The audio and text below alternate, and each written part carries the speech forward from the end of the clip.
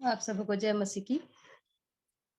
और मैं जो है यहाँ पर रिपेंडेंस और फॉरगिवनेस के बारे में थोड़ा बोलना चाहूँगी, क्योंकि हम लोगों के लाइफ में पश्चाताप और क्षमा जो है बहुत ज़रूरी है।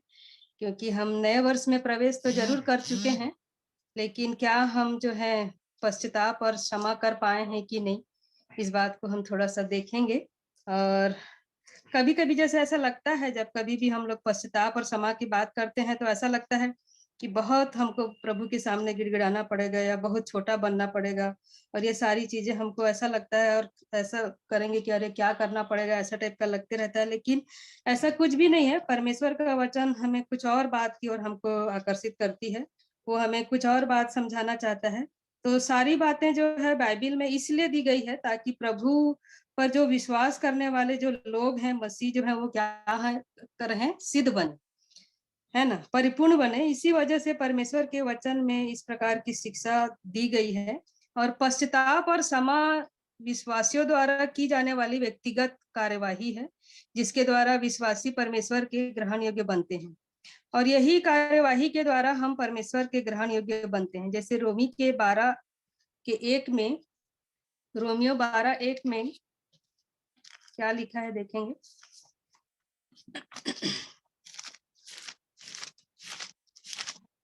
इसलिए हे भाइयों, मैं तुमसे परमेश्वर की दया स्मरण दिलाकर विनती करता हूँ कि अपने शरीरों को जीवित और पवित्र और परमेश्वर को भावता हुआ बलिदान करके चढ़ाओ।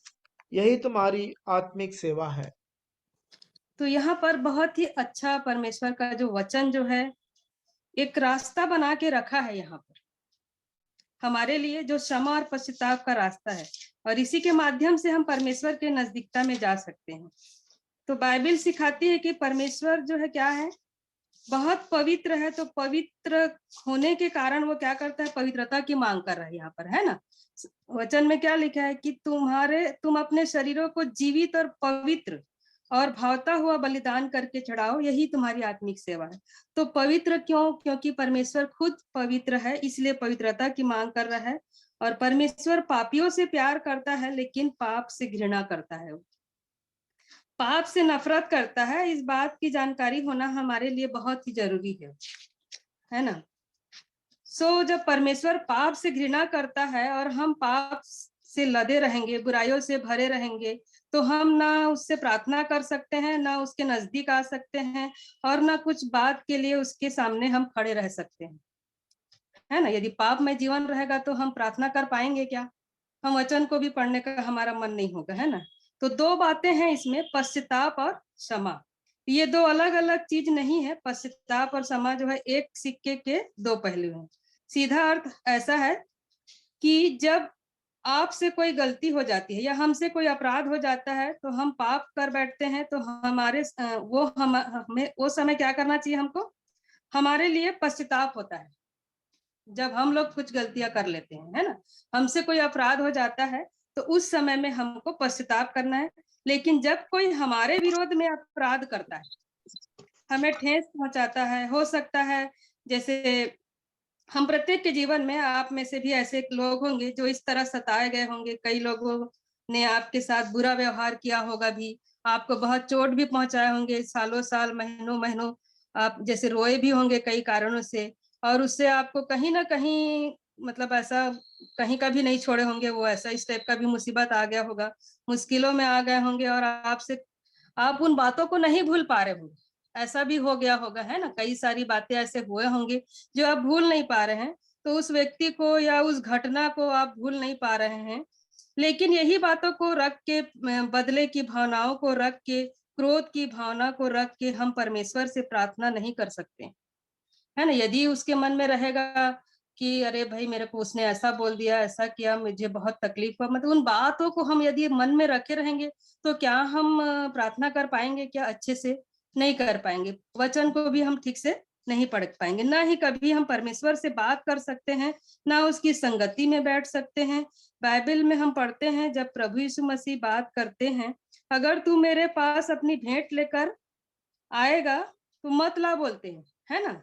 मेरे पास भेंट, उसे डेवड़ी पर रख दे, वापस जा और अपने भाई से सुलह करके आ, जिसके साथ तेरी बनती नहीं, जिससे तेरा मन मुटाव है, पहले उसके साथ सुलह करके आ, और जब तू सुलह करके आएगा तब मैं तेरी भेंट को ग्रहण करूंगा। है ना, यदि हमारे ही भाई बहनों से, हमारे ही परिवार वालों से, हमारे ही रिश्तेदारों से यदि हमारा मन में मुटाव है, यदि अनबन है, यदि जो भी बातें हैं, यदि उसको ही हम सुलह नहीं कर पाएंगे तो क्या प्रभु हमको ग्रहण करेगा? क्या उस समय में नहीं करेगा। वो तो सीधा बोल रहा है कि तू क्या करेगा, पहले उसको सुलह करके आ, उससे अपना संबंध अच्छा बना के आ, तभी मैं तेरे को ग्रहण करूंगा। है ना।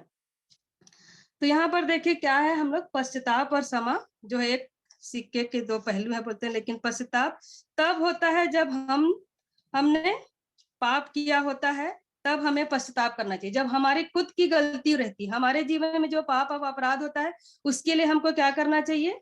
पश्चाताप करना चाहिए। और क्षमा कब होगी? क्षमा तब होती है जिसमें आपको जिसने सताया हो, जिसने आपको कहीं का नहीं छोड़ा, जिसने बहुत आपको चोट पहुंचाई हो और आपको मुश्किलों में डाल दिया हो, और जब तक हृदय से आप क्षमा नहीं करते हैं, तब तक आप कभी भी परमेश्वर की उपस्थिति में नहीं जा सकते।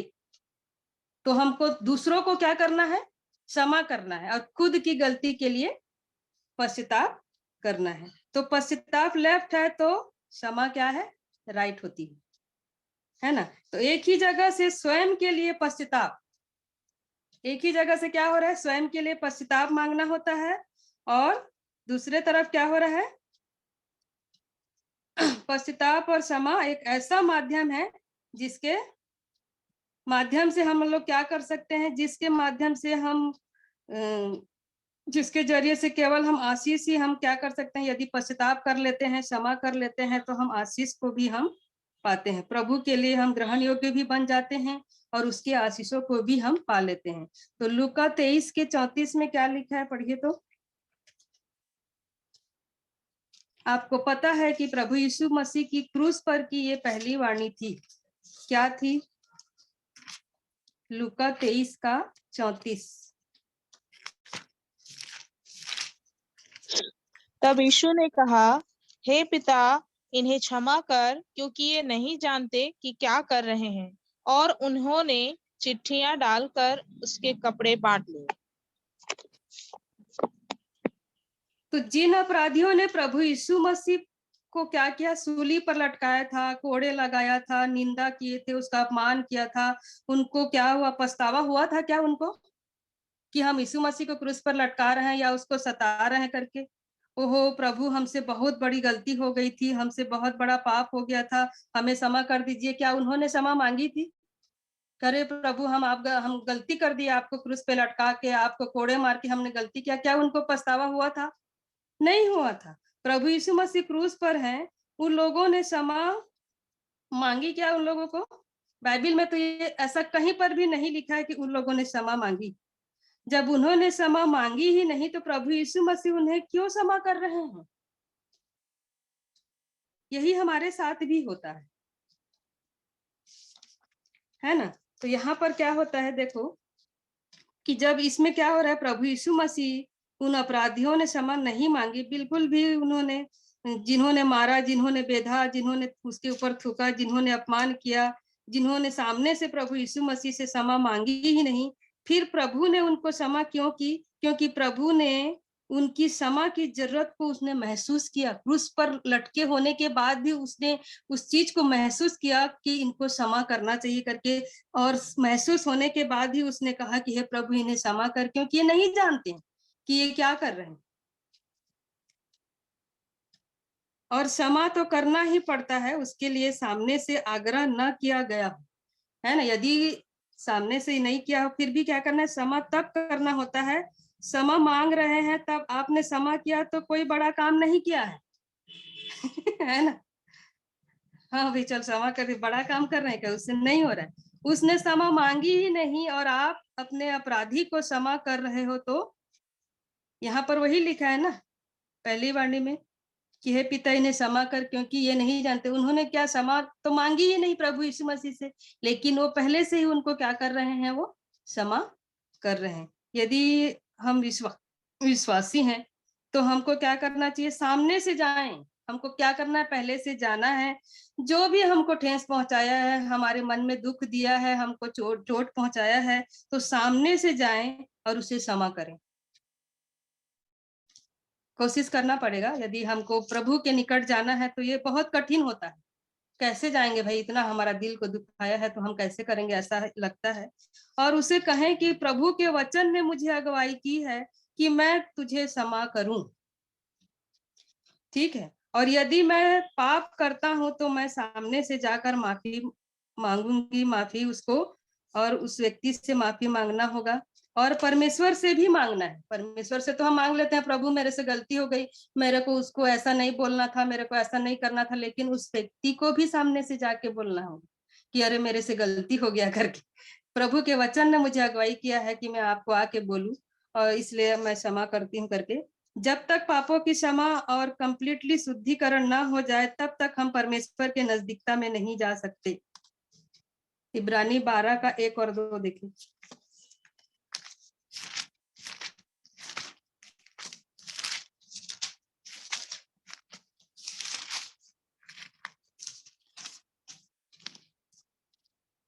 इस कारण जबकि गवाहों का ऐसा बड़ा बादल उनको घेरे हुए है, तो आओ हर एक रोकने वाली वस्तु और उलझाने वाले पाप को दूर करके वह दौड़ जिसमें हमें दौड़ना है, धीरज से दौड़े और विश्वास के कर्ता और सिद्ध करने वाले यीशु की ओर ताकते रहे, जिसने उस आनंद के लिए जो उसके आगे धरा था, लज्जा की कुछ चिंता न करके क्रूस का दुख सहा और सिंहासन पर परमेश्वर के दाहिने जा बैठा। तो यहाँ पर देखिए 11वां अध्याय तो पूरा गवाहों का ही है ना। और यहाँ पर जो है 2 बातें यहाँ पर दिख रही है, 2 बातें बताई गई है इसमें। एक जो है रोकने वाली वस्तु है, और दूसरा है उलझाने वाले पाप। ठीक है। कुछ तो है जो हमें क्या करता है? रोकता है परमेश्वर के नजदीक जाने से, और कुछ तो है जो हमें उसके वचन को पढ़ने से भी रोकता है। रोकने वाली 2 बातें यहाँ पर दी गई है। यही वजह है कि सारे लोग क्या करते हैं? प्रार्थना नहीं करते हैं। घर में सब लोग हैं, 5 लोग हैं, लेकिन पांचों प्रार्थना करते हैं क्या? नहीं करते हैं। कुछ ना कुछ रोकने वाली बातें जरूर है ना। एक जन कर रहा है, 4 लोग नहीं कर रहे हैं, ऐसा होता है। तो सब लोग प्रार्थना नहीं करते हैं, बाइबिल नहीं पढ़ते हैं। बाइबिल पढ़ने जाओ तो नींद आती है, प्रार्थना करने जाओ तो मन नहीं लगता है। ये रोकने वाली कौन सी वस्तु है जो हमको क्या कर रहा है? मसीह के करीब आने से रोक रही। और कौन से वो उलझाने वाले पाप है, और कौन से उलझनों में शैतान ने हमें डाल रखा है? पश्चाताप न करना। पता है क्या होता है? हमको जो है ये आशीषों से रोक देता है। ये सभी बातें क्या करता है? आशीषों से रोकता है। तो रोकने वाली वस्तु, जैसे हम पश्चाताप न करना, आपको रोका जाता है ना। और आशीष पाने से भी रुक जाता है फिर हम, यदि हम पश्चाताप नहीं कर पा रहे हैं तो। मसीह के नजदीक जाने से क्यों, मतलब ये होता है ऐसा? तो पवित्रता और अपवित्रता का कोई मिलन नहीं होता। होता है क्या? नहीं होता है। अगर मैं पाप से भरा हुआ हूं, मैं गलतियों के लिए पश्चाताप नहीं किया, क्योंकि बाइबिल तो हमें यही सिखाती है, हमें कुछ करने की जरूरत नहीं है। तब कुछ क्या होता है? यीशु ने कलवरी क्रूस पर कह दिया, हमारे खातिर अपना सब कुछ दिया, उसने प्राण को दे दिया हमारे लिए, उसने क्रूस पर अपनी जान भी दे दिया। लेकिन मुझे और आपको क्या करना है? केवल पश्चाताप करना है। आज हम क्या कर रहे हैं? उसने तो सब कुछ दे दिया हमारे लिए, सब कुछ, अपमान सहा, थूका, कोड़े खाए, सब कुछ उसने किया, लेकिन हमने क्या किया उसके लिए? हमें तो सिर्फ क्या करना है? केवल पश्चाताप करना है। कई बार पश्चाताप न करना के हमें कई बार की आशीषों से वंचित हो जाते हैं। यदि हम पश्चाताप नहीं करते हैं तो जो आशीष आने वाली है उससे भी हम वंचित हो जाते हैं।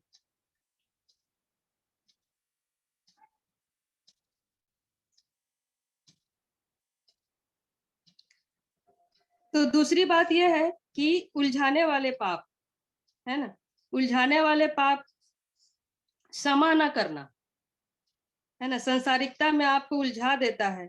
जैसे क्या होता है? जैसे हम धागे को बहुत लंबा हम लोग जैसे ये कर लेंगे, निकाल लेते हैं, तो कई बार फंस जाता है ना। फंस जाता है तो उसको हम लोग क्या करते हैं, निकालना चाहेंगे तो निकलते ही नहीं है, उसका किधर गांठ लग गया, किधर क्या हो गया, ऐसा करके। तो सेम वैसे ही क्या होता है, हम भी इन्हीं धागों के जैसे हैं। हमारा परिवार ऐसे ही है, हमारे मित्र ऐसे, हमारे अन्य लोग, हमारे रिश्तेदार के जो है क्या है, हम ये सब संसारिकता में उलझ गए हैं कि निकल ही नहीं पा रहे, है ना। वो उसने ऐसा बोला, उसने मेरे साथ ऐसा किया, उसने मेरे साथ ऐसा व्यवहार किया, हम इन्हीं उलझनों में ही हम क्या हो जाते हैं, उलझ जाते हैं। जैसे धागे जो है निकल नहीं पाता है, वैसे हम भी उलझ जाते हैं इस संसारिकता में। कहीं ना कहीं एक घमंड एक कारण हो सकता है, कहीं ना कहीं ईर्ष्या एक कारण हो सकता है, कहीं ना कहीं बुराई जो है क्या होता है, उलझा देता है हमको। और हम ऐसे उलझ गए हैं कि साथ समय नहीं है प्रभु की सेवा के लिए, उसके वचन के लिए, प्रार्थना करने के लिए समय नहीं है। इसके लिए हमारे अंदर क्या है, पश्चाताप क्षमा का होना जरूरी है। इसलिए सबसे पहली जो बात है, एहसास होना जरूरी है। एहसास होना चाहिए कि भाई मेरे से गलती हो गया। जैसे इसके लिए एग्जाम्पल आप तो जानते हैं किसका, उड़ाऊ पुत्र का आप जानते ही हैं, है ना। सबसे अच्छा एग्जाम्पल वही है कि उसने क्या किया, उसको गलती का एहसास हुआ और वो वापस वैसी आया। तो हमें भी दूसरों की गलती पर क्या होता है, हम जो क्या करते हैं, दूसरों की गलती पर बहुत जल्दी हमको दिखाई देती है, अपनी गलती हमको दिखाई नहीं देती, है ना। पता है, हमारे जैसे दाग जैसे मालूम पड़ते हैं, हमारे चेहरे पर यदि दाग है तो कैसे मालूम पड़ता है, आईना को हम जब देखते हैं तो हमारे बाप रे ऐसा कैसे दिख रहा है मेरा चेहरा करके हम लोग तुरंत उसको साफ कर लेते हैं, है ना। तो बाइबल भी तो एक आईना है ना हमारे लिए। बाइबल वो आईना है।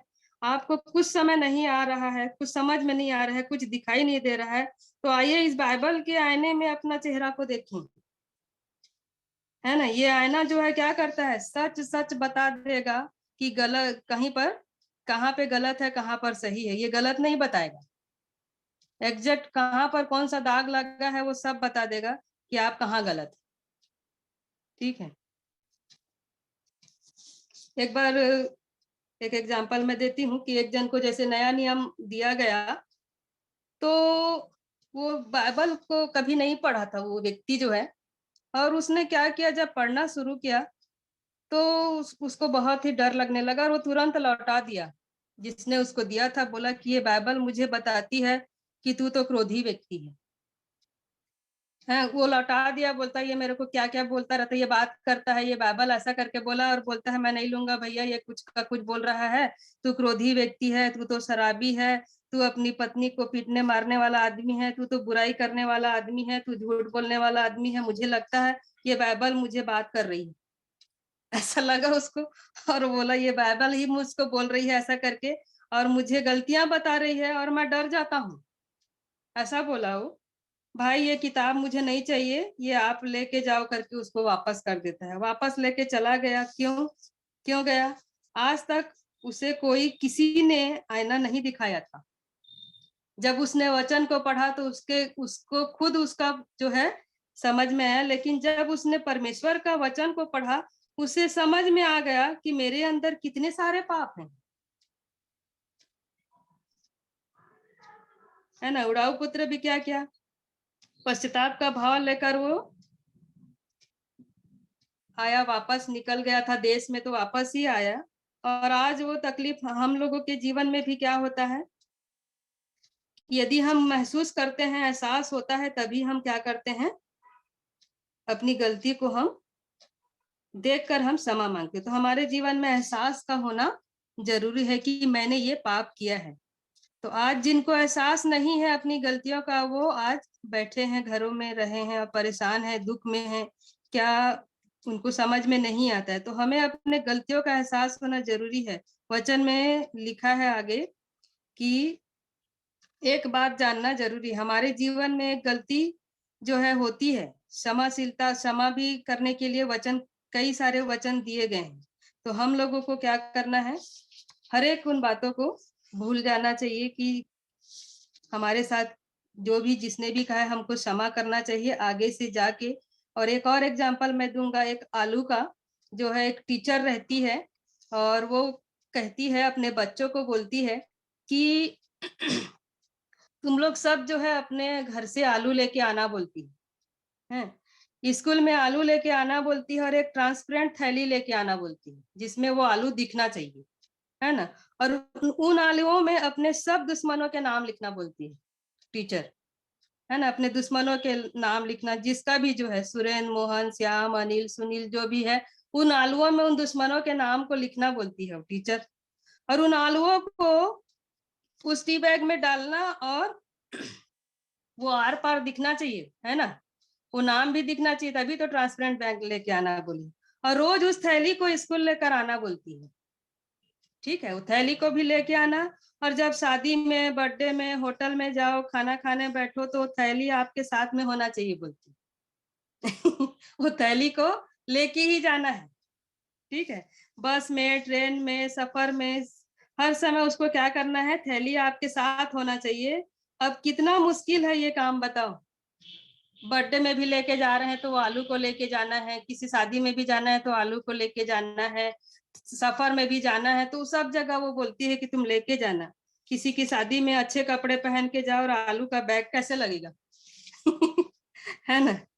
तो एक हाथ में गिफ्ट, दूसरे हाथ में आलू की थैली, है ना। बर्थडे पार्टी में भी जाओ, शादी में भी जाओ तो उसमें उन सब दुश्मनों के नाम लिखें, है ना। जो जो भी है, सब जगह ये आलू की थैली लेकर जा रहे हैं। कुछ दिन तो निकल गए, बाद में आलू ने अपना क्या कर दिया, असर दिखाया, आलू सड़ने लगा, ठीक है। और सड़े आलू को लेकर खाना खाने बैठ रहे हैं। अब आलू सड़ गए, आखिरकार आप क्या करोगे बताओ तो।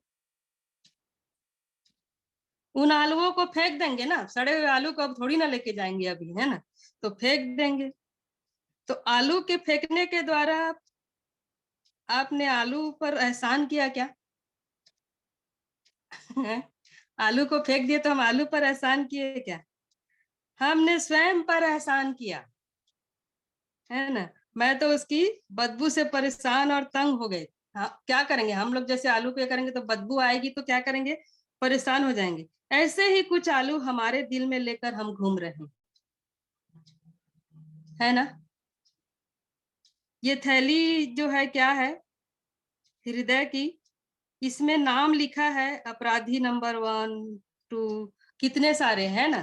तो यहाँ पर जो है जितने भी दुश्मन के जो आलू को लेकर हम घूम रहे हैं, हमारे जो दुश्मन है, हमारे जो शत्रु है, हम से जो हमसे ठीक से बात नहीं करते हैं, तो हमको क्या करना है उन लोगों को, चाहे वो 10 साल से आलू लेकर घूम रहे हो आप, कि 5 साल से लेके घूम रहे हो, कि 4 साल से लेके घूम रहे हो, तो अभी तक सड़े नहीं है क्या वो?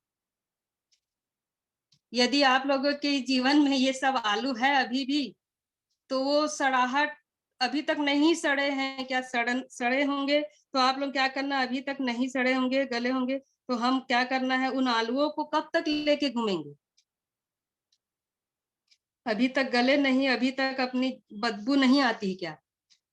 तो बदबू आ रही है लेकिन हम बदबू के साथ भी सो रहे हैं, है ना। खाना भी खा रहे हैं उन बदबू के साथ में, चर्च भी जा रहे हैं बदबू के साथ में, हम शादी ब्याह में जा रहे हैं और बदबू के साथ पार्टी में भी जा रहे हैं। जैसे आलू को फेंक दिए थे वैसे ही हम अपराधियों को निकाल कर क्षमा करना है हमको। जितने भी हमारे अगेंस्ट में जो भी बात कर रहे हैं, कई बार हम लोग जानते हैं कि वो हमारे बारे में क्या सोचते हैं। कई बार क्या होता है, हम नहीं भी जानते, हमारे जो पीछे जो बात करते हैं उनको भी हमको क्या करना है, क्षमा करना है। ऐसा करने से उन पर हम एहसान नहीं करेंगे, है ना। ऐसा करने से आप स्वयं पर, खुद पर एहसान करेंगे। आपको क्षमा करना, हमको हमको क्या करना, क्षमा करना आना चाहिए। क्योंकि हम वचन को पढ़ते हैं, वचन को जानते हैं, तो हमको जिस प्रकार प्रभु यीशु मसीह को किसी ने पहले से क्षमा नहीं मांगी, लेकिन उसने क्या किया कि प्रभु, हे पिता तू इन्हें क्षमा कर, क्योंकि ये नहीं जानते हैं। तो क्यों नहीं कर सकते हम लोग दूसरों को क्षमा? इसी वजह से कई लोग क्या होते हैं आज हमारे जिसमें जो बीच में हम लोग क्या हो रहे हैं, बीमार पड़ जाते हैं। इसी वजह से ये सब जो सड़े हुए आलू लेकर हम घूमते रहते हैं ना, तो क्या होगा, सड़ाहट के वजह से बदबू आएगी, शरीर तकलीफ में आएगा कि नहीं आएगा? क्या करते हैं कई लोग इस कारण बीमार हो रहे हैं। कई लोग बोलते हैं कि अरे मौसम बड़ा खराब चल रहा है बोलते हैं, लेकिन ये सब अंदर में यही सब इस कारण कि बाजार में कुछ खा लिया होगा, ऐसा बहाना बनाते हैं ना। और अभी वायरल चल रहा है, इस कारण बीमार हो गए हैं, ऐसा बोल देते हैं। कई सारे लोग तो इस कारण भी बीमार हैं क्योंकि उनमें जो है सड़े हुए आलुओं को लेकर चल रहे हैं, इसलिए भी बीमार है। तो मन खराब है, टूटा हुआ है, मन का रोग, हड्डियों का रोग, ये सब जो है क्या करता है, ये मन को खराब कर देता है। तो हमको क्या करता है, ये सब फिर बीमार हम हो जाते हैं, ये सभी बातें हमारे अंदर रहता है। तो हमको क्या करना चाहिए, पश्चाताप यदि हम नहीं करते हैं, ना क्षमा करते हैं, तो पश्चाताप और क्षमा न करने के कारण कई सारे लोग आत्मिक रूप से भी बीमार हो जा रहे हैं, और कई सारे लोग भौतिक रूप से भी बीमार हैं। कई सारे लोग इस कारण कंगाल भी हैं और इस कारण मुश्किलों में पड़े हैं। तो मेरे प्यारों, ये मौका हम सबके लिए है, हमारे हाथ में है कि हम आलुओं को लेकर चलें या छोड़ें, है ना। मैंने 2 बातें सिखाई है, पश्चाताप और क्षमा। तो आपसे गलती हुई है, आप क्षमा करो। पश्चाताप करना है यदि हमसे गलती हो गई है तो, और यदि किसी सामने वाले जिसके साथ आपकी गलती हुई है तो उसके पास जाओ, उसे गले मिलो, माफी मांगो, पश्चाताप करो उसके लिए भी। और परमेश्वर के पास जाओ और परमेश्वर के सामने पश्चाताप करो। पहला काम करके देखिए आप लोग, आपके लाइफ में आनंद आएगा और खुशियां भी आएंगी और आपको हल्का भी महसूस होगा। और यदि दूसरे ने आपका जैसे गुनाह आपके साथ अपराध किया है, आपको दुखाया है, वो नहीं बोलने आएगा, वो नहीं बोलेगा तो कोई प्रॉब्लम नहीं है। आप सामने से उसके पास जाइए और कह दो, मैंने उस गलती के लिए मुझे आप माफ कर दिया हूँ, करके जाके आप माफी मांग सकते हैं। नहीं कर सकते तो फोन करके कम से कम उसको हम लोग बोल सकते हैं कि कह दो कि मुझे प्रभु का वचन कहता है कि मैं तुझे माफ करूं, क्योंकि मैंने महसूस किया है कि तुझे माफी की है। और ये बहुत ही आवश्यकता है। आप यदि पश्चाताप और क्षमा के साथ चलेंगे तो प्रभु के नजदीकता में रहेंगे, प्रभु की उपस्थिति हमारे जीवन में आएगी और आनंद और आशीष और खुशी हमारे जीवन में आएगी। तो प्रभु करे इस वचन के माध्यम से हम प्रत्येक के जीवन में जो भी गलतियां हमारे जीवन से हुई है उसको हम क्षमा करने वाले हो सकें दूसरों को, और अपनी गलतियों के लिए हमें जो है पश्चाताप करना चाहिए। तो परमेश्वर इस वचन के माध्यम से प्रत्येक को आशीष दे। धन्यवाद।